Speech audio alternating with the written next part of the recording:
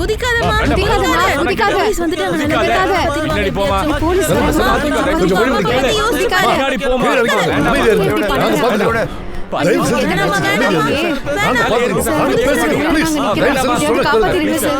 முதல்ல கூட்டத்தை எல்லாம் அமைதியா இருங்க எதுவும் ஆகாது இது பாருமா இவங்க 2 பேரும் உன்னோட அம்மா அப்பா தானே இவங்களோட முகத்தை கொஞ்சம் பாரு உனக்கு ஏதாவது ஒண்ணுனா இவங்களால தாங்கிக்க முடியுமா சொல்லு நீ எதுக்கு இப்படி ஒரு முடிவு எடுக்கிற தயவு செஞ்சு கீழே இறங்கி வாமா சொன்னா கேளு வாமா அங்கே இரு எதுவும் ஆகாது உனக்கு ஒண்ணும் ஆகாது நீ பயப்படாத தயவு செஞ்சு தப்பான எந்த ஒரு முடிவை எடுத்துடாதம்மா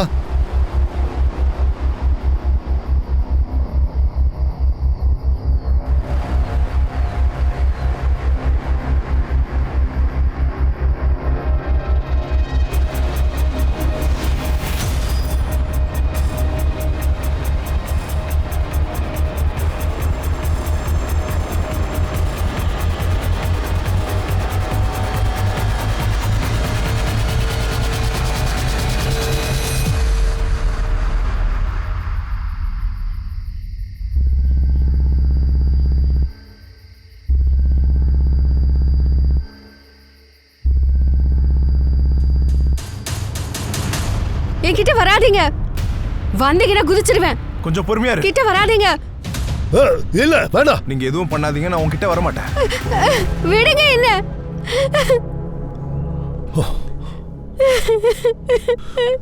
எதுக்காக நீ இப்படி தற்கொலை முயற்சி பண்ண மாப்பிள்ள கல்யாணம் பண்ணிக்காம அவளை விட்டு ஓடி போயிட்டா சார் கல்யாணம் முடிவு பண்ணிட்டு ஓடிட்டானா அவனோட பேர் என்ன எங்க இருக்கான் அவன் மகேந்திரா தூபே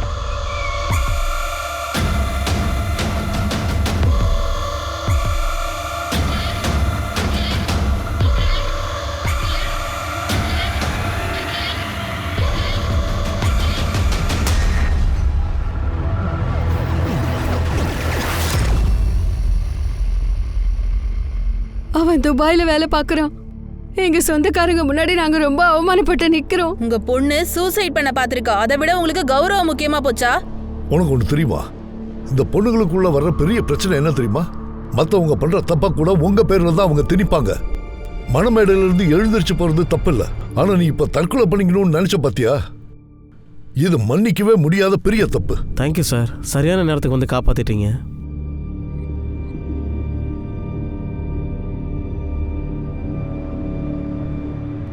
ஏன் உம்முன்னு வர உனக்கு என்னாச்சு இந்த சமூகத்துல எப்பவுமே பொண்ணுங்களை ஒரு குற்றவாளியை தான் பாக்குறாங்க பேசுறதுக்கு முன்னாடி மனசுக்குள்ளேயே 1000 தடவை யோசிச்சு பேச வேண்டியதா இருக்கு இது எல்லாத்தையும் விட தற்கொலை பண்ணிக்கிறதே மேல்னு அவங்களுக்கு தோணிருது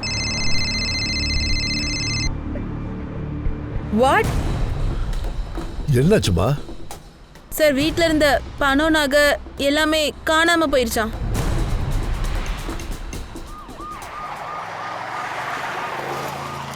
உங்ககிட்ட துபாய் அட்ரஸ் ஏதாவது இருக்கா கல்யாணத்துக்கு உங்க வீட்டால் யாராவது வந்தாங்களா இல்ல சார் ஆனா கார்டுல அவனோட நம்பர் தான் எழுதி இருந்துச்சு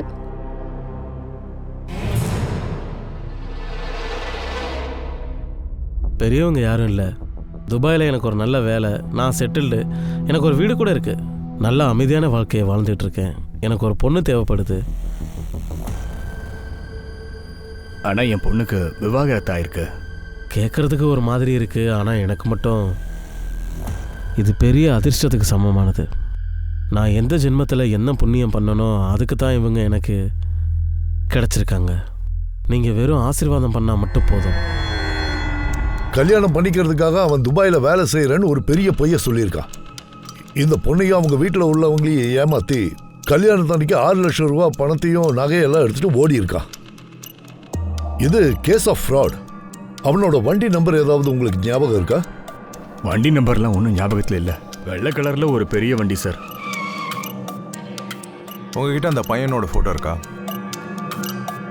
இப்படி ஒரு ஃப்ராடுக்காக போய் நீ தற்கொலை பண்ணிக்க முடிவெடுத்திருக்க அவன் உன் பணத்துக்காக தான் வந்திருக்கான் உன் மனசுக்காக இல்ல உன் நம்பிக்கையை ஏமாத்திருக்கான் அவனுக்காக போய் நீ ஏன் உட்கார்ந்து அழுதுட்டு இருக்க இத பாருங்க இன்டர்நெட்ல அறிமுகமாகறவங்களை நம்பி கல்யாணம் பண்ணிக்கிறதுல தப்பு இல்ல அவங்கள பத்தின ஃபுல் டீடைல்ஸையும் முதல்ல நம்ம தெரிஞ்சுக்கணும் இந்த மாதிரி ஃப்ராடுங்கள்லாம் இருக்காங்கல்ல அவங்கெல்லாம் எலி மாதிரி கம்ப்யூட்டர்ல இருந்து வெளியே வருவாங்க, உங்களை ஏமாத்துவாங்க, பணம் எல்லாம் எடுத்ததுக்கு அப்புறம் திரும்ப அந்த கம்ப்யூட்டருக்குள்ளேயே ஓடி ஒளிஞ்சுக்குவாங்க.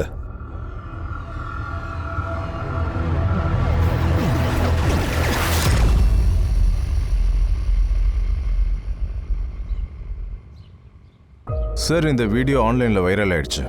இந்த மாதிரி ஒரு ஃப்ராடுக்காக நீ தற்கொலை பண்ணிக்க முடிவு எடுத்திருக்க. அவன் என்னடானா உன் பணத்தை திருட வந்திருக்கான். உன் மனசுக்காகவா வந்தான்? உன் நம்பிக்கையை அவன் அழிச்சிருக்கான். இப்படிப்பட்ட ஒருத்தருக்காக நீ எதுக்காக உட்கார்ந்து அழுதுட்டு இருக்க? கம்ப்யூட்டர்ல இருந்து வெளியே வருவாங்க, உங்களை ஏமாத்துவாங்க, பணம் எல்லாம் வந்தம்மா. ஆனா முக்கியமான கேஸ் ஒன்று வந்துச்சு, அதான் வந்துட்டேன். நீ தூங்கிட்டு இருந்தம்மா, அதனாலதான் எழுப்பல. இந்த மாதிரி வர போற இருக்கிறதெல்லாம் வீட்டுக்கு நல்லது இல்ல. அம்மா, நான் உங்ககிட்ட அப்புறம் பேசுறேன், இப்போ வைக்கிறேன். Sorry sir. வீட்டுல என்ன திருட்டுத்தனம் நடந்துச்சோ அது சம்பந்தப்பட்ட எல்லா போட்டோஸையும் அவங்க கிட்ட இருந்து வாங்குங்க. சுத்தி இருக்கிற எல்லார்கிட்டையும் சொல்லுங்க. அவனை வச்சிருந்தது ஒயிட் SUV கார், அதையும் வாட்ச் பண்ணுங்க. எங்கேயாவது பழைய திருடின SUV கார் இருந்துச்சுன்னா அதோட ஃபுல் டீடைல்ஸ் டேபிள் மேல இருந்தே ஆகணும். அப்புறம் இவன் மகேந்திரன் துபே, இவன் அட்ரஸ் எங்க இருக்குன்னு தேடி கண்டுபிடிக்க. இந்த அட்ரஸை கண்டுபிடிக்கிறது ஒன்றும் பெரிய விஷயம் இல்லை. Okay sir. என்ன இது பயங்கர வைரலாகி போயிட்டு இருக்கீங்க? சரி விடுங்க, இவ்வளவு நல்லா பண்ண வேலைக்கு ஒரு நல்ல பலன் கிடைச்சிருக்கு. இது பிடிங்க. என்னது இது? வணக்கம் வணக்கம். சொல்லுங்க, இப்ப என்ன பண்ணணும்? எப்படி இருந்தாலும் உண்மை வெளியில தெரிஞ்சுதான் ஆகணும். சரி, நான் திரும்ப கூப்பிடுறேன்.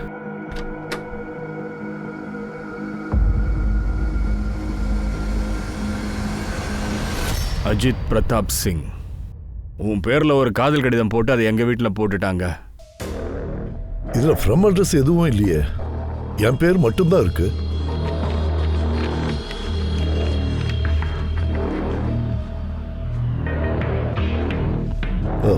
இந்த 3 அட்ரஸும் வேற வேறையா இருக்கு. ஆனா பிரிண்டிங் அட்ரஸ் ஒரே மாதிரி இருக்கு. ஆகே அவஸ்தை.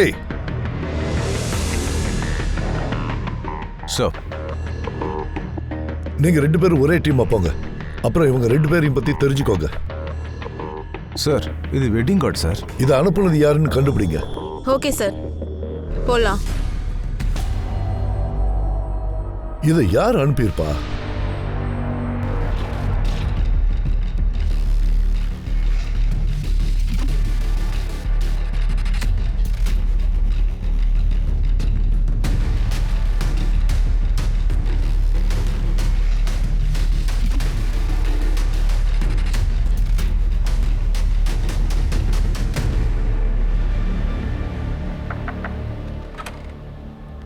ரூபினா ஷேக்ன்றது நீங்க தானா? ஆமா மேடம். ஆனா நான் எந்த கம்ப்ளைண்டும் கொடுக்கலையே. இந்த வெட்டிங் இன்விடேஷன் பத்தி உங்ககிட்ட பேசணும்.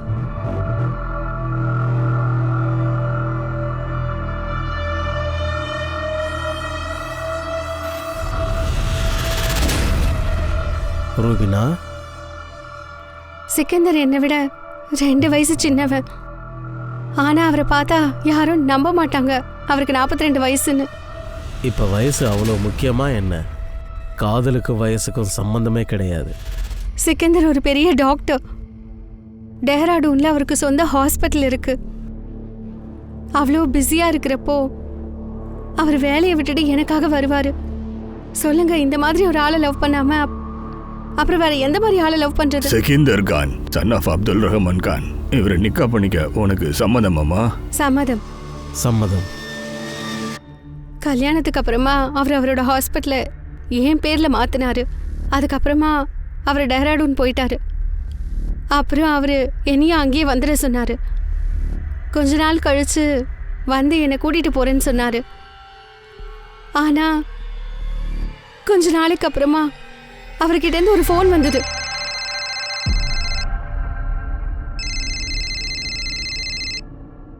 ஹலோ ரூபினா, எனக்கு ஒரு ஹெல்ப் பண்ணுறியா? நான் இப்போ ஒரு பிரச்சனையில் மாட்டிக்கிட்டேன். நீங்க என்ன சொல்றீங்கன்னு புரியல. நீங்க எதுக்காக இவ்ளோ பதறீங்க? எனக்கு இன்வெஸ்டர்ஸ் கிட்ட இருந்து ஃபோர்ஸ் வருது. என்னை ஃபோனில் எல்லாரும் மிரட்டுறாங்க. அதோட ஹாஸ்பிட்டல் க்ளோஸ் பண்ணுற சுச்சுவேஷன் இருக்குது ரூபினா. நான் கொஞ்சம் பணம் அனுப்புகிறேன், ஆனாலும் எனக்கு 60 லட்ச ரூபாய் தேவைப்படுது. இல்லை, என்னை பற்றி எனக்கு எதுவும் டென்ஷன் இல்லை. எனக்கு என்ன டென்ஷன்னா இங்கே இருக்கிற மக்களோட நிலைமை என்னங்கிறது தான். உன்னால் ஏதாவது உதவி செய்ய முடிஞ்சா? நீங்க எதுவும் கவலைப்படாதீங்க. ஹாஸ்பிட்டலுக்கு நான் எதுவும் ஆக விட மாட்டேன். நேரத்தை வீணடிக்காம நான் உடனே அவருக்கு 60 லட்சம் ரூபாய் டிரான்ஸ்ஃபர் பண்ணேன். ஏமாந்துட்டேன்னா என் பணம் என்ன ஆச்சுன்றதுக்கும் பதில் இல்லை. ஆனா கொஞ்ச நாளைக்கு அப்புறம் அவர்கிட்ட இருந்து கால் வர்றது நின்றுடுச்சு. அவருக்கு ஏதோ ஆபத்து வந்துருச்சுன்னு நினைச்சு நான் உடனே டெஹ்ராடூனுக்கு கிளம்பி போனேன். நேரா ஹாஸ்பிட்டலுக்கே போனேன். ஆனா அங்க போய் பார்த்தா வெறும் இடத்த தவிர அங்க வேற எதுவுமே இல்லை. அதுக்கப்புறம் தான் எனக்கு எல்லாம் தெரிஞ்சது. அந்த ஹாஸ்பிட்டல் விஷயமே ஒரு ஃபேக் அப்படின்னு. சிக்கந்தர் போட்டோ ஏதாவது உங்ககிட்ட இருக்கா? இருக்கு.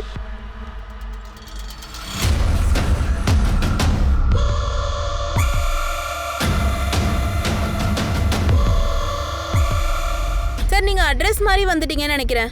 எனக்கு இன்னும் கல்யாணம் ஆகல. அந்த கார்டு எங்க கூட நீங்க கேட்ட டிசோஸ் தானே? இது ஏதோ பொய்யான கார்டுன்னு நினைக்கிறேன். தயவு செஞ்சு போங்க.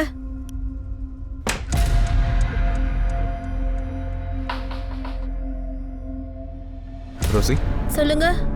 உங்க டிரைவர் சொன்னாரு நீங்க கேடிக்கு பெஸ்ட் ஃப்ரெண்டுன்னு. நான் உங்க கூட கொஞ்சம் பேசணும்.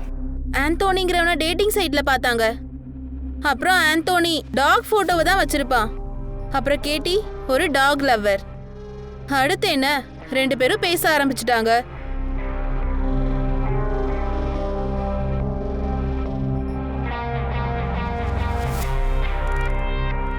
அதுக்கப்புறம் ஒரு நாள் ஒரு சின்ன கேதரிங்ல 2 பேருக்கும் கல்யாணம் ஆயிடுச்சு. அந்த போட்டோ ஏதாவது இருக்கா? இருக்கு சார். கொஞ்சம் காட்டுங்க. சி,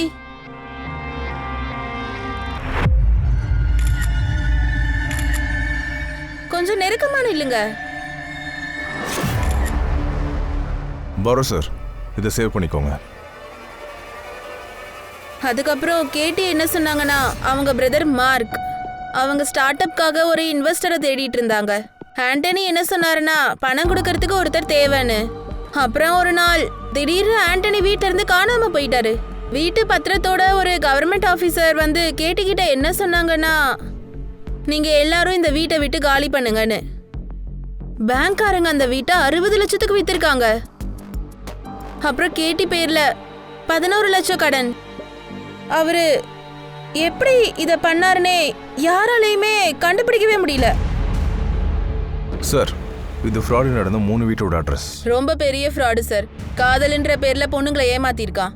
இங்கேயும் அப்படிதான் நடந்திருக்கோம் சார். ஓகே,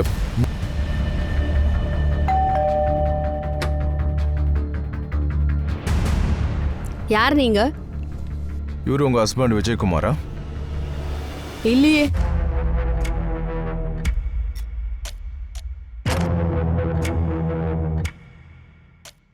இதுதான் சார் என் ஹஸ்பண்ட் போட்டோ.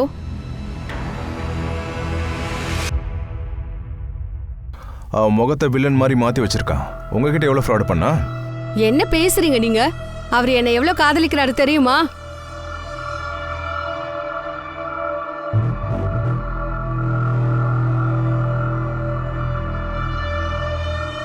அப்புறம் எங்க இருக்க உன் காதல் கணவன்? அவர் என்ன ஃபுல் டேவும் வீட்லயேவா இருப்பாரு? ஏதோ வேலையா வெளியே போயிருக்காரு. என்ன பண்றாரு உங்க ஹஸ்பண்ட்? என் ஹஸ்பண்ட் இன்வெஸ்ட்மெண்ட் ஏஜென்ட் ஷார்பார்க்ல, அதுவும் ரொம்ப பெருசா.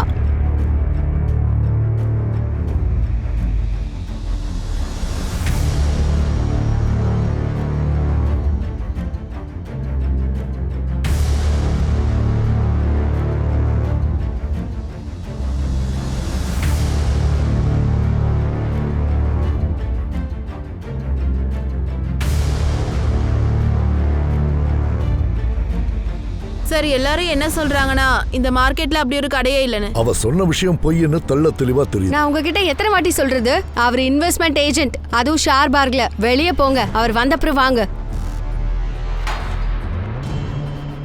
வாங்க போலாம்.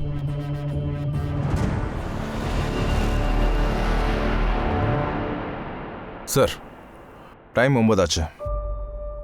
போலாமா? வாங்க.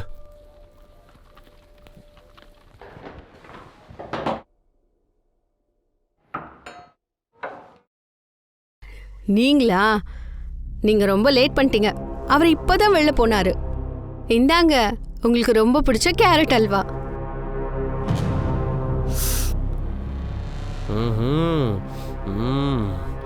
சூப்பர். என்னம்மா போலீஸ் இன்னும் வரவே இல்லை? சரி, அப்போ நான் போய் என் வேலையை பார்க்கட்டுமா? ஆனா நாங்க இவ்வளோ நேரம் இங்க தானே இருந்தோம், நாங்க அவரை பார்க்கலையே. ஆனா இதுல என்னோட தப்பு என்ன இருக்கு? நீங்க உங்க கையாலேயே பார்த்து பார்த்து அவருக்கு சமைச்சு கொடுப்பீங்க போல இருக்க.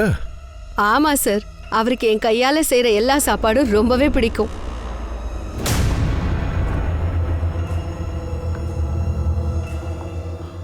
ஆனா நீங்க சமைச்சிருக்கீங்க, அத அவர் சாப்பிட்டு இருக்காரு. ஆனா கிச்சன் இவ்வளவு சுத்தமா இருக்கே, எப்படி? யாரு?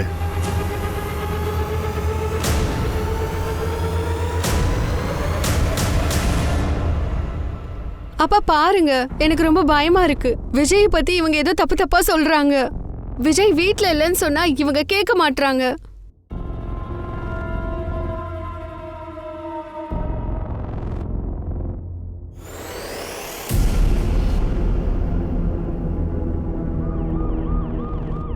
இன்ஸ்பெக்டர்,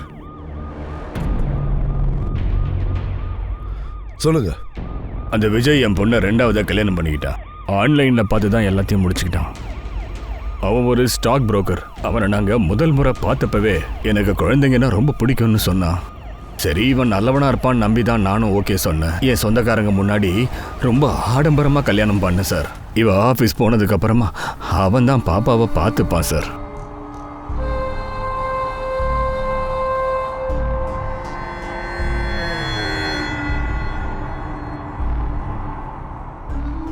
அதுக்கப்புறமா அவன் எங்களையும் ஸ்டாக் மார்க்கெட்டில் கொஞ்சம் இன்வெஸ்ட் பண்ண சொன்னான் சார். ஆரம்பத்தில் கொஞ்சம் லாபம் என்னமோ வந்துக்கிட்டு தான் இருந்துச்சு.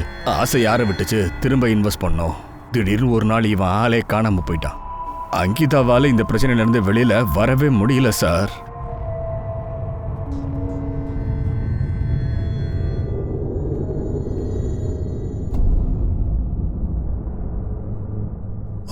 வரும் சார். இவருக்கு டீயும் சமோசாவும் சொல்லுங்க.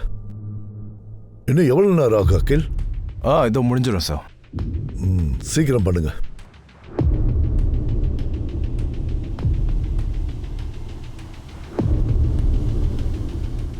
சார் முடிஞ்சிருச்சு சார். இது அவன் தான். இது மூலமா நமக்கு என்ன தெரியுதுன்னா, இந்த இன்விடேஷன் கார்டெல்லாம் இவன் தான் நமக்கு அனுப்பியிருக்கான். அவன் தான் இந்த வேலையெல்லாம் பார்த்துருக்கான்.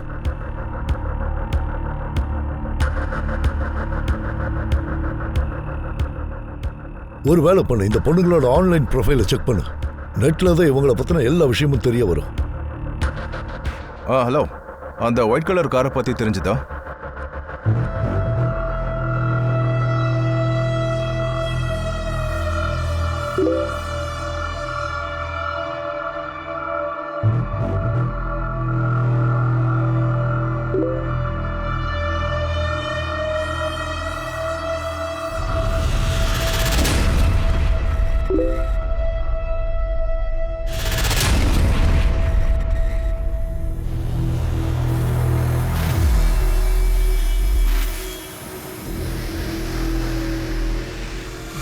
என் பேரண்ட்ஸை பார்க்க நீங்க ரொம்ப சீக்கிரமாவே ஒத்துக்கிட்டீங்க. எதுக்காக பார்க்க போகிறோம்? இது வரைக்கும் நான் அதை தான் யோசிச்சுக்கிட்டு இருக்கேன். வாழ்க்கையில் இவ்வளோ அழகான பொண்ணு கிடைக்கும் போது நான் ஸ்லோ பண்ணலாமா? அப்புறம் உன்னை பார்க்கும்போது எல்லா ஐடி ப்ரூஃபுமே ஃபேக் சார். பேரு நம்பர் எதுவும் உண்மை இல்லை. அப்புறம் துஃபான் பிரிண்டர்னு ஒரு பிரிண்டரிங் கம்பெனி இருக்கும், அது கூட உண்மை இல்லை சார். அந்த ஒயிட் கலர் காரை பற்றி எதுவும் தெரியல சார். நான் அவர்கிட்ட பேசினேன். அந்த நந்தினி கிட்ட இருந்து எப்போ பணத்தை எடுத்தானோ அன்னையில இருந்தே அந்த காரை காண மாசம். அப்புறம் அந்த ஃப்ராடு கல்யாண பையன், அவனை பற்றி கூட எதுவும் தெரியல சார். அப்புறம் நமக்கு அந்த வெட்டிங் கார்டை அனுப்புனவன், அவனை பற்றி எதுவும் தெரியல சார். ஹலோ, ஒரு இன்ஃபர்மேஷன் சார். என்ன? நீங்க யார் பேசுறீங்க? ரேடியோ ஆன் பண்ண உங்களுக்கே தெரியும். ரேடியோ ஆன் பண்ணு.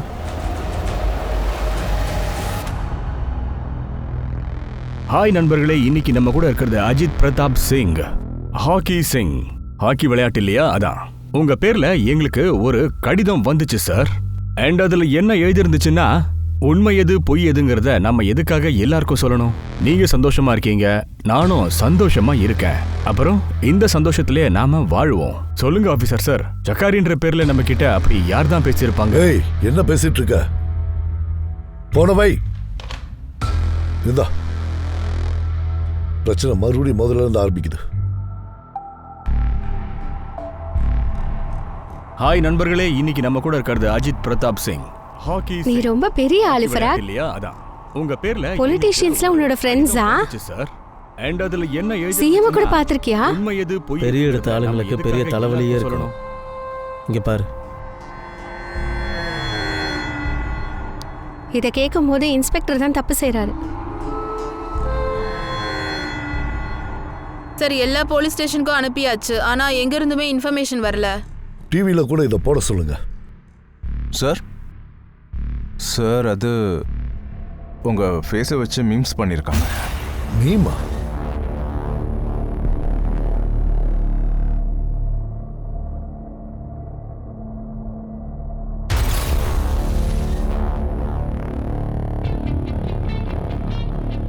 உங்ககிட்ட நான் அப்பவே சொன்னேன்ல, யாரோ விளையாடுறாங்க, இதெல்லாம் சும்மா பண்றாங்கன்னு. சார், எனக்கு என்ன தோணுதுன்னா உங்க வீடியோ வைரல் ஆச்சு இல்ல, அதனால அதை வச்சு ஏதோ ஒரு பொண்ணு காமெடி பண்றா.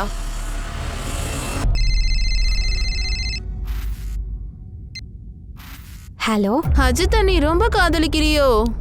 யார் நீங்க? அஜித் உன்னை ஏமாத்தலாம் இல்லல்ல, என்ன ஏமாத்தின மாதிரி. கரெக்டா சொல்லுங்க, என்ன வேணும் உங்களுக்கு? ரேடியோவை ஆன் பண்ணுங்க, எல்லாம் விவரமா புரியும்.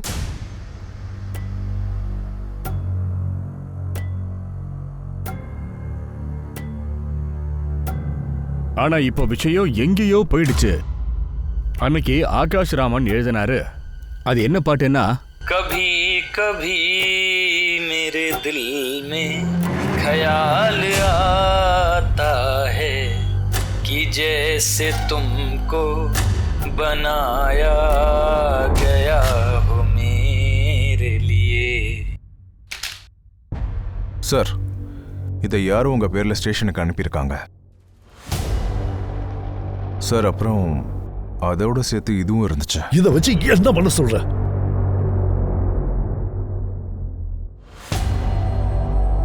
சார், மகேந்திரன் நந்தினியை பார்க்க வரும்போது அங்க இருக்கிற சிசிடிவி ஃபுட்டேஜை நாங்க பார்த்துட்டோம் சார். செக் பண்ணு.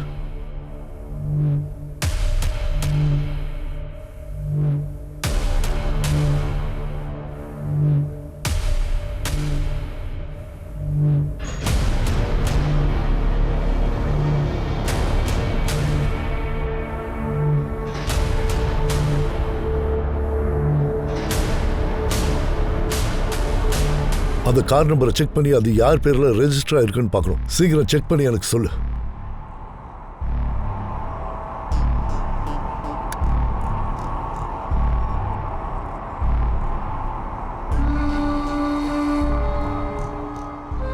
என்ன ஆச்சு ஃபராக்? டென்ஷனா இருக்க? நாம் இங்கே இருக்கிற லோக்கல் எம்எல்ஏக்கு 40 லட்சம் கொடுக்கணும்னு கேட்குறாங்க. ஆனால் அவங்களுக்கு தெரியாதுல்ல நம்ம ஃபண்டு எல்லாமே பேங்க்கில் மாட்டிக்கிச்சுன்னு. இதுதான் ஒரு பக்கம் டென்ஷன்னா, எல்லாரும் வேலையை நிறுத்திட்டாங்க. நான் சேலரி அவங்களுக்கு எப்படி கொடுக்கறது? எனக்கு ரொம்ப டென்ஷனாக இருக்குது. ஆனால் எனக்கு உன்னை பற்றி மட்டும்தான் டென்ஷனாக இருக்கு ஃபராத். எல்லாம் சரியாயிடும். என்னங்க, எதுக்கு அந்த பொண்ணு உங்களுக்கு ப்ரப்போஸ் பண்ணா? கண்டிப்பா நீங்க ஏதோ பண்ணிருக்கீங்க. என்ன பண்ணீங்க சொல்லுங்க? அட ஏதோ ஒரு வீடியோ வைரல் இருக்கு, அதை வச்சு என்ன காமெடி பண்ணிட்டு இருக்கானுங்க. அந்த பொண்ணு பேச்சு கேட்கும்போது எனக்கு அப்படி எதுவுமே தோணல. அவங்க ஜோக் பண்ற மாதிரி. நீ எப்படி அதெல்லாம் கேட்ட? எங்க கேட்டியா? வீட்டுக்கே கால் பண்ணா அவ. இத சொல்றதுக்கு தான் நீங்க எவ்வளவு பெரிய ஏமாத்துக்காரர்னு. கொடுக்க முடியாது. கொடுக்க முடியாது. கொடுக்க முடியாதுன்னா முடியாது. ஏய் சொல்லு, இது ரொம்ப சீரியஸான மேட்டர். உங்களுக்கு எல்லாமே சீரியஸ் தானா? கொடுக்க முடியாது. அட நம்பர் கூட, இது ரொம்ப இம்பார்ட்டன்ட் கேஸ். நான் ஒரு நம்பர் அனுப்புறேன், அதோட டீடைல்ஸ் அனுப்புங்க. என்ன பத்தி தான் நீங்க யோசிக்கிறதே கிடையாது. ஆனா பசங்களை பத்தியாவது யோசிக்கலாம்ல. பசங்க நல்லா வளர்ந்துட்டாங்க. ஆனா உங்களுக்கு தான் இளம திரும்புது போல. ரேடியோ பசங்களும் கேட்டாங்க. எப்பவும் வளவளன்னு பேசுறது நான் தான். பைத்தியக்காரி மாதிரி புலம்பிக்கிட்டே இருக்கணும். நான்சி, உனக்கு ஒன்று தெரியுமா நான்சி? நான் என் லைஃப்பில் ஃபஸ்ட் டைம் உன்னை காதலிச்சேன். Very first time. ஆனால் ஒரு பயம் எனக்கு வருது. இப்படிப்பட்ட கோஆப்ரேட்டிவ் ஒய்ஃப், எவ்வளோ காதல், யாரோட கண்ணும் நம்ம மேலே படக்கூடாது. எல்லாம் சரியாயிடும். நான் இருக்கேன்ல உங்களுக்கு துணையா. ஐ லவ் யூ.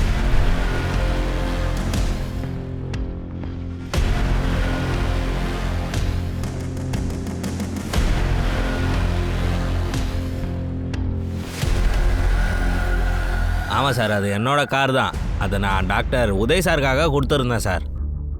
இந்த ஆளா? ஆமாம் சார், இவரே தான். 10 நாளைக்கு முன்னாடி என்கிட்ட வண்டியை கொடுத்துட்டாரு சார் அவர்.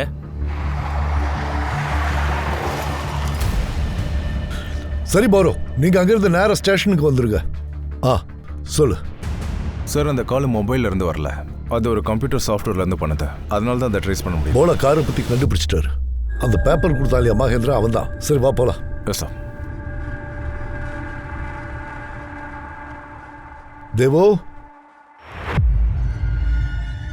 கொஞ்ச நாளா உன்னுடைய காதல் வீடியோஸ் நல்லாவே ஃபேமஸ் ஆகுது.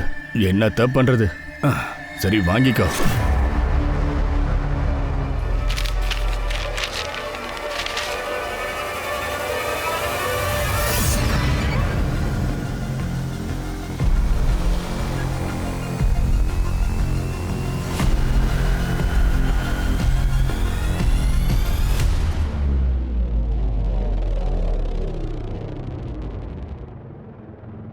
விஜய் இறந்து போனதுக்கு அப்புறம் தேவ் என்ன நல்லா பாத்துக்கிட்டாரு. I was pregnant in the time.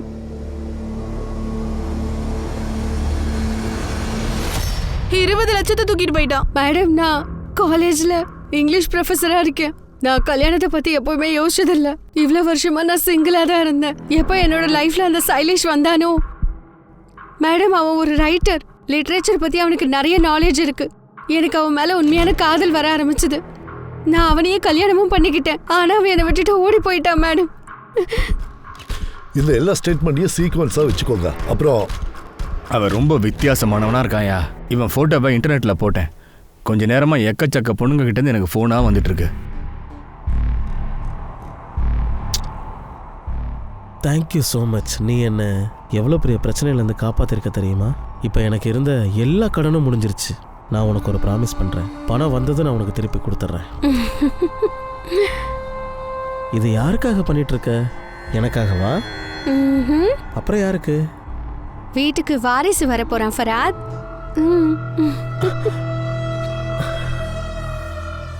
இங்க பாரு, நீ எவ்வளோ பெரிய சந்தோஷமான விஷயத்த சொல்லியிருக்க தெரியுமா? Thank you so much. வா வா சீக்கிரமா வா. இங்கேருந்து லக்னோவை பாரு. இந்த மொத்த ஊர்லேயும் இன்னைக்கு நம்ம 2 பேரை தவிர்த்து வேற யாரும் சந்தோஷமா இருக்க முடியாது. கடவுள் யாரோட கண்ணும் படாம நம்மளை காப்பாற்றணும். I love you. I love you.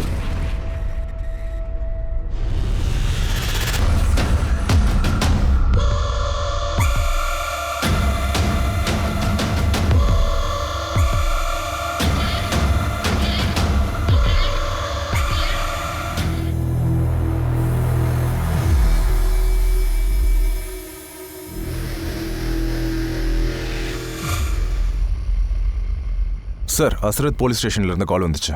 யாரோ நான்சியை கொலை பண்ணிட்டாங்களா. அவங்களோட ஹஸ்பண்ட் வெளியூர்ல இருக்காராம். இப்போ சந்தேகம் என்னன்னா, நம்ம தேடிட்டு இருந்த ஆளு இவனா இருப்பானான்ட்டு.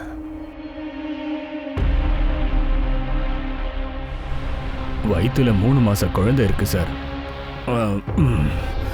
அவ ஹஸ்பண்ட் போட்டோவை பாருங்களேன்.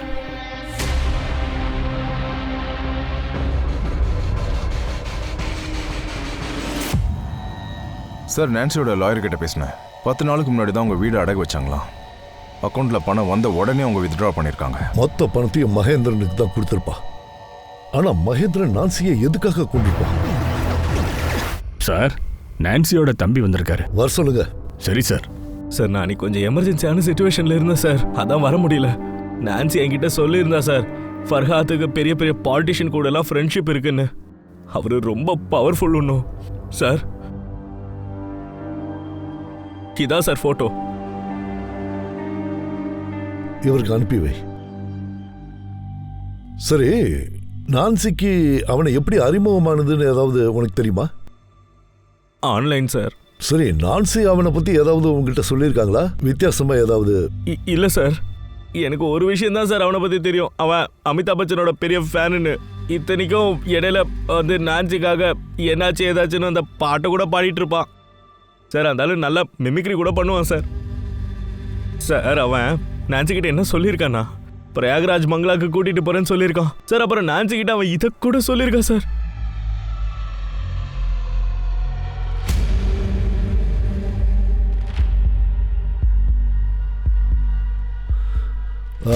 ரேடியோவில் ஒரு சில விஷயங்களை யாரோ ஒருத்தன் விடோஸாக பார்த்து சொல்கிறான். உங்களால் முடிஞ்சா என்ன பிடிங்கன்னு நம்மகிட்டயே ஓப்பன் சேலஞ்ச் பண்ணுறான். அதோட சேர்த்து இதுவும் வந்திருக்கு சார். இதை வச்சு நான் என்ன பண்ணுறது? அந்த இன்விடேஷன்ஸ் கூட அது சம்மந்தப்பட்டது தான். அவனுக்குன்னு ஒரு பேட்டர்ன் இருக்கு. டிவோர்ஸ் ஆன பொண்ணுங்க, இல்லைனா ஹஸ்பண்ட் இறந்து போன விடோ லேடிஸ், அப்படி இல்லைனா 30 வயசுக்கு மேலே உள்ளவங்க, அதாவது 32, 36 இல்லை 40, 46 வயசு பொண்ணுங்களை கூட அவன் டார்கெட் பண்ணுறான். ரொம்ப ஸ்மார்ட்டாக இருக்கான். ஆனால் எந்த வயசு பொண்ணுங்களா இருந்தாலும் அவன் பேச்சிலேயே அவங்கள மயக்கிடுறான். இப்போ இதில் எல்லாத்தையும் விட முக்கியமான விஷயம் என்னன்னா, அவனால ஏமாத்தப்பட்ட பொண்ணுங்க எல்லாருமே வேற வேற ஜாதி, வேற வேற மதம், எல்லாருமே வேற வேற கல்ச்சரை கொண்டவங்க. இந்த எல்லா பொண்ணுங்களோட ப்ரொஃபைலையும் செக் பண்ணுங்க. அதுல இருந்து நமக்கு ஏதாவது எவிடன்ஸ் கிடைக்கலாம். அப்புறம் பிரயாகராஜுக்கு கால் பண்ணுங்க. சார் சார் இந்த பிரயாகராஜ் யாரு? பட்ஜெட்ஸோட ஃபேன் அவன். சார் எல்லாரும் பச்சனோட ஃபேன் தான். ஆனா பிரயாக்ராஜ்க்கு இப்போ அது தேவையில்ல. அவஸ்தி எல்லாரும் பஜன்ஸோட ஃபேன்ஸ் தான். ஆனா இந்த பஜன்ஸும் பிரயாகராஜும் எந்த ரோட்ல இருக்காங்கன்னு யாருக்கும் தெரியாது. ஆனா அது பிரயாகராஜோட இருந்தவங்களுக்கு மட்டும்தான் தெரிஞ்சிருக்கும். அப்புறம் இந்த ஆள் வெறும் ஃப்ராடு மட்டும் கிடையாது, ரொம்ப ஆபத்தான கூடு விட்டு கூடு பாயிற ஆளா கூட இருக்கலாம். எங்களுக்கு அரேஞ்ச் மேரேஜ் நடந்தது. கல்யாணம் ஆன 1 மாசத்துலயே டைவர்ஸ் ஆகிருச்சு. சில விஷயத்துல 2 பேர் மேலேயும் தப்பு இருக்காதுல்ல. ஆனாலும் ஒருத்தர் மேல ஒருத்தர் தப்புன்னு நினைச்சுப்பாங்க. இப்போ அந்த பேச்செல்லாம் விட்டுரு, வேற ஏதாவது பேசலாம். சரி நீங்க சொல்லுங்க, நீங்க என்ன பண்ணிட்டு இருக்கீங்க? அதை தெரிஞ்சு நீ என்ன பண்ண போற? ஐயோ நான் கண்டிப்பா தெரிஞ்சுக்கணும். நான் ஒரு ட்ரக் டீலர் கூடலாம் இல்லல்ல. அஜித் சாருடைய சந்தேகம் உண்மையா ஆயிடுச்சு. விசாரணைக்கு அப்புறமா தான் பிரயாக்ராஜ் காவல்துறையின் உதவியோட ஃபைனலா எங்களுக்கு ஒரு க்ளூ கிடைச்சது. மகேந்திரனோட குற்ற ஹிஸ்டரி எங்களுக்கு கிடைக்க வந்தது.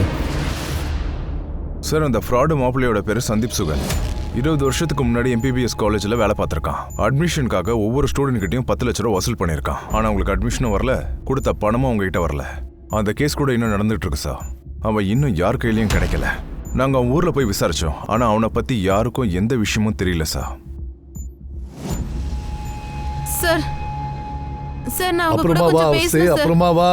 Sir sir please.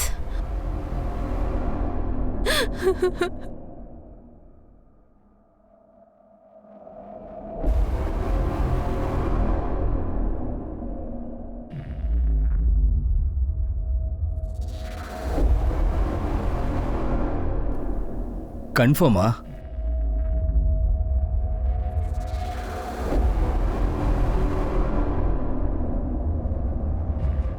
அவன் என்ன ரேப் பண்றதுக்கு ட்ரை பண்ணா.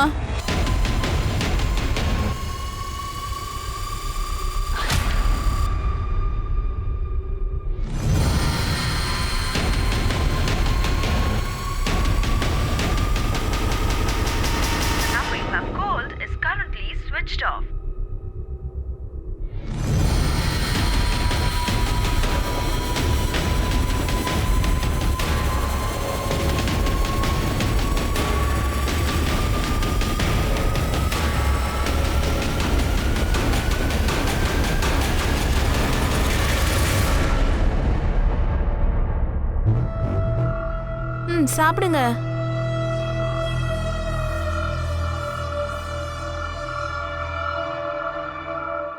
உனக்கு தெரிஞ்சுக்கணும் போல இருக்கா நான் என்ன வேலை பண்ணுறேன்றது. நான் இன்டெலிஜென்ஸில் வேலை பார்க்குறேன். நான் இதுக்கு மேலே எதையும் உன்கிட்ட சொல்ல முடியாது, ஏன்னா இது வெரி டேஞ்சரஸ். ஆனால் நீ இந்த மாதிரி ஒரு சீக்ரெட்டான ஆளோட உன் வாழ்க்கையை வாழ முடியுமா?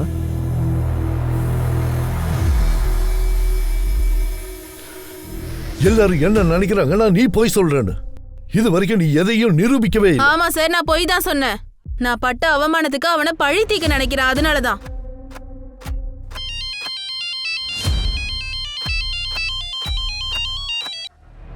ஹலோ லத்திகா, நான் ராமன் பேசுகிறேன். ராமன் நீயா? இந்த நம்பர் யாரோடது? நான் பாகிஸ்தான்லேருந்து பேசுகிறேன். நான் இங்கே ஒரு பெரிய பிரச்சனையில் மாட்டிக்கிட்டேன். எனக்கு உடனே 20 லட்சம் பணம் வேணும் லத்திகா. அப்பதான் நான் இங்கிருந்து வெளியில வர முடியும். நீங்க எதுக்கும் பயப்படாதீங்க, நான் இருக்கேன்ல.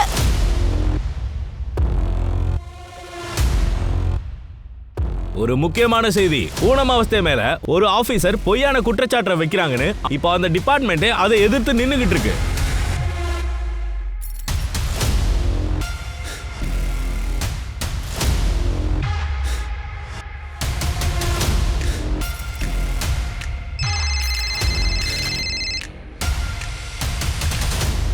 சார் எனக்கு எதுவுமே புரியல சார். இந்த கில்லர் கேஸ்ல கிராக் பண்ற விஷயத்துல நம்ம எல்லாரும் சேர்ந்து ஒண்ணா மாட்டிக்கிட்டோம். ஃப்ராடு கல்யாண மாப்பிள்ளை பிடிக்கிறதுல நாமளே ஒரு பிரச்சனையா மாறிட்டோம்.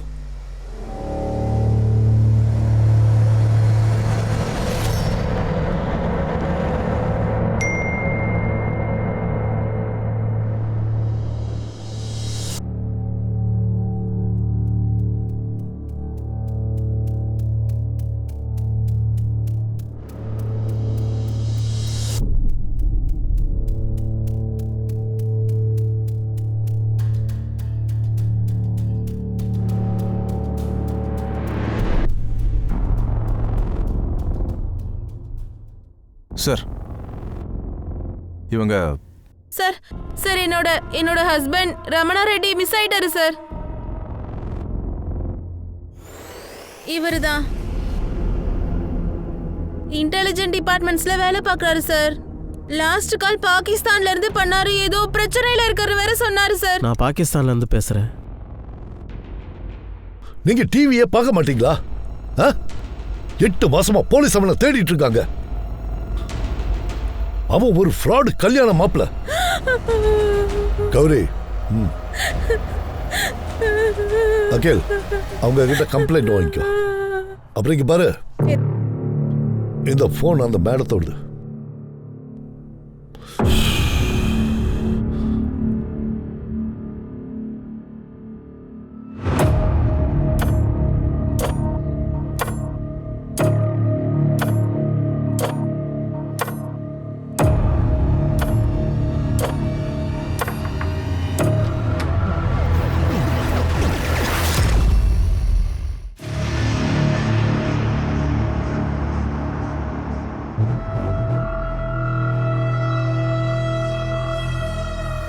குடிங்க, ரொம்ப வெயிலா இருக்குல்ல.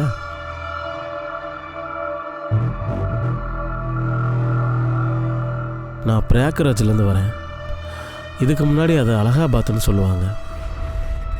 அதெல்லாம் உங்களுக்கே தெரியுமே. இவன் எதுக்கு இதெல்லாம் என்கிட்ட சொல்றான்? இவன் சொல்றதெல்லாம் நான் வெளியில சொல்லிடுவேன்னு இவனுக்கு பயமே இல்லையா என்ன? அப்புறம் நான் ஒரு நாள் நாங்கள் படம் பார்த்துட்டு வீட்டுக்கு வந்துக்கிட்டு இருந்தோம். அப்போ என்னாச்சுன்னா, எங்கள் அப்பா எங்கள் வீட்டு கதவை திறந்த உடனே முன்னாடி இருந்த டேபிளில் ஒரு லெட்ரு எழுதியிருந்துச்சு. அது எங்கள் அம்மா எழுதினது. அதில் என்ன எழுதியிருந்துச்சுன்னா, அது எனக்கு இங்கே சந்தோஷமே இல்லை, அதனால் நான் வேறு ஆளோட ஓடி போயிட்டேன், என்னை நீங்கள் தேட முயற்சி பண்ணாதீங்கன்னு எழுதியிருந்தது. அதை பார்த்து எங்கள் அப்பா ரொம்ப கவலைப்பட்டார். நானும் ரொம்ப பயந்துட்டேன். எனக்கு தெரியாது அப்பாவுக்கு என்ன ஆச்சுன்னு. நான் அந்த பக்கம் வெளியில் போனதும் எங்கள் அப்பா இறந்துட்டாரு. ஆனால் இப்போது அவர் இறந்ததுக்கப்புறம் நான் வாழ்கிறதுக்கு 2 காரணங்கள் தான் இருக்குது. ஒன்று அப்பாவோட ஞாபகங்கள், இன்னொன்று என்னென்னா எங்கள் அப்பா எனக்காக எப்போவுமே ஒரு பாட்டு பாடுவார். அதுவும் நான் கோவமாக இருக்கும்போது. அது என்ன பாட்டுனா, நீ என்கிட்ட வாடா என்னோட அன்பு மகனேன்னு பாடுவார். நான் அப்போ வேகமாக ஓடி வந்து அப்பாவை கட்டி பிடிச்சிக்குவேன். ஆனால் அப்பா போனதுக்கப்புறமா எப்போவாவது அந்த பாட்டை நான் கேட்டேன்னா என் மனசுக்குள்ளே பழி வாங்கிறது, கோபம், பயம் எல்லாம் தன்னால் என் மனசுக்குள்ளே வந்துடும். அதுக்கப்புறம் நான் சின்ன வயசுலேயே முடிவு பண்ணிட்டேன், பெரியவன் ஆனதுக்கப்புறம் எந்த பொண்ணுங்களையும் விடக்கூடாதுன்னு. யாரெல்லாம் அவங்க ஹஸ்பண்ட் இருக்கும்போது வேற ஒரு ஆளோட போகிறாங்களோ அவங்க எல்லாரையும். கல்யாணன்றது வாழ்நாள் முழுதும் நீடிக்கிற பந்தம் இல்லையா? ஆனால் இப்படி செய்கிற பொண்ணுங்க வாழ தகுதியே இல்லாதவங்க. அஜித் பிரதாப் சிங்கோட எல்லா கதையும் கேட்டுட்டீங்கல்ல, அதோட என் லொக்கேஷனையும் தெரிஞ்சுக்கிட்டீங்கல்ல. ஆனால் நீங்கள் பூனம் அவஸ்தையை காப்பாற்ற முடியுமா?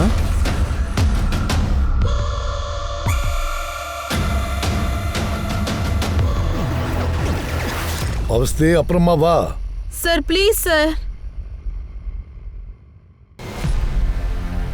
அகில், போலோ கொஞ்ச நேரம் வெளியே இருங்க.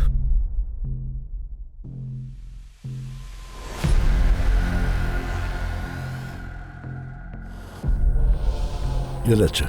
சார் ஒரு கனெக்ஷன் வேணும். அந்த எல்லா பொண்ணுங்களுக்கும் நடுவில் காமனாக ஒரு விஷயம் இருக்கு. Social media group. அவன் ரொம்ப தெளிவானவன் தான் சார். ஏதாவது பெரிய பிளான் பண்ணி பிடிக்கணும். பூனம் அவஸ்தை மேடம், உங்கள் ட்ரெஸ்ஸை கழட்டுங்க.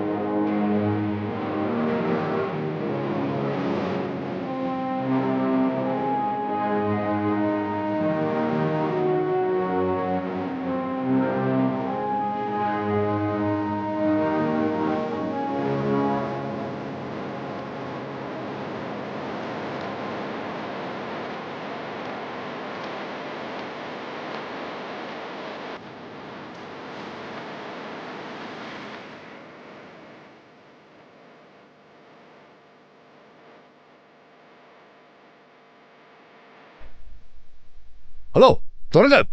ஃபோன் பண்ணு சீக்கிரம். சார் சார், இதில் ஒயர் கட்டாக இருக்கு சார். நான் ரிசப்ஷனுக்கு கால் பண்ணுறேன். சீக்கிரம் சீக்கிரம் பண்ணு. Hello hello reception.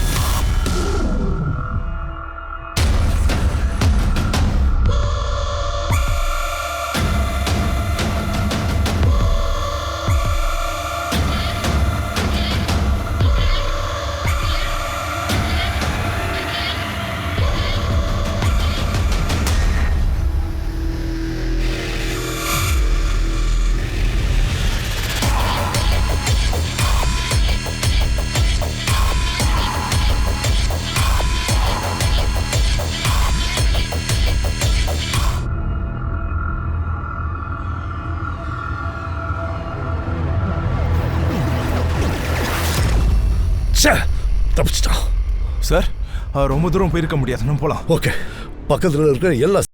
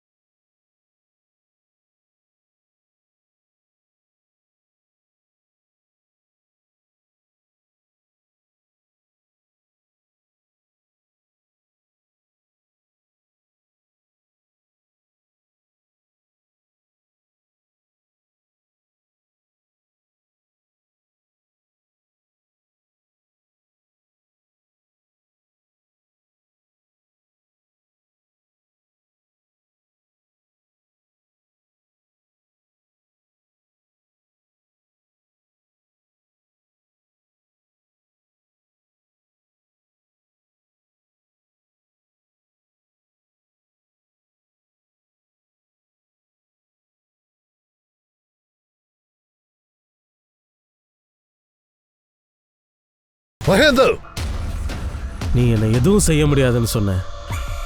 எனக்கு உன்னோட கோபம் புரியுது. ஆனா நீ எவ்வளவு பொண்ணுங்களை ஏமாத்திருக்க, அதோட அவங்களை கொல்லிருக்க. உனக்கு என்ன லாபம் கிடைச்சது? எல்லா பொண்ணுங்களும் நல்லவங்க கிடையாது இன்ஸ்பெக்டர். எவ்வளவு செஞ்சாலும் அது அவங்களுக்கு பெருசா தெரியாது இன்ஸ்பெக்டர். அந்த பொண்ணுங்க எல்லாரும் உன்னை நம்பினாங்கல்ல, நீ அவங்களெல்லாம் நம்ப வச்சு ஏமாத்திருக்க. நான்சியை கொலை பண்ணிட்ட.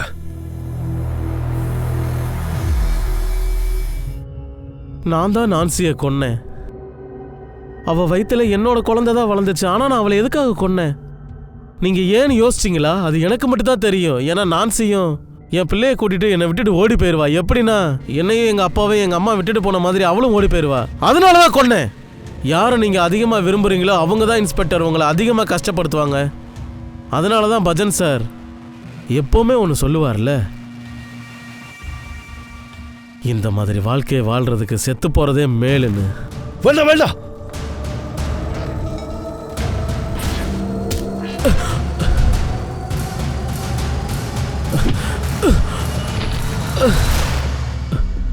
பஜன் சார் எதுவும் சொல்லியிருக்காரு. அதாவது உறவுகளை பொறுத்த வரைக்கும் நானும் உங்க மகன் மாதிரின்னு.